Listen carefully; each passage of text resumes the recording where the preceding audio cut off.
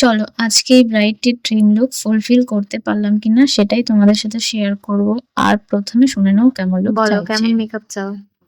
চোখটা একটু টানা টানা হবে, আর লিপটা একটু ম্যাটের উপর থাকবে, মানে ম্যাট বলতে একটু হালকা রেড রেড মতো। আচ্ছা আর স্কিন কালারটা একটু আমার থেকে হালকা ফেয়ার হবে, আমার যেহেতু ডাস্কি স্কিন। আচ্ছা, আর হচ্ছে হেয়ারটা কেমন হবে? হেয়ারটা মাঝখান থেকে সিটি কেটে জাস্ট এমনি সিম্পল। শুনলে তো আমার ব্রাইড কেমন লুক চাইছে, সেই মতো আমি আমার কাজও স্টার্ট করে দিয়েছি।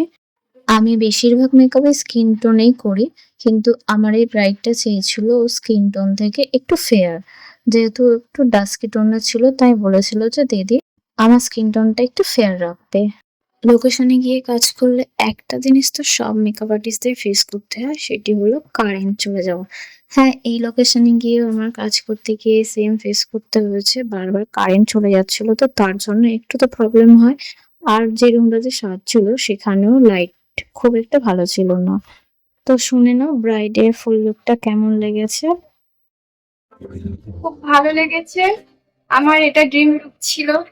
আজকে দিদির কাছে সেটা আমার সত্যি খুব ভালো লাগছে, সেটা পূরণ করেছে, আমি যেমনটা চেয়েছি তেমনটা করে দিয়েছি।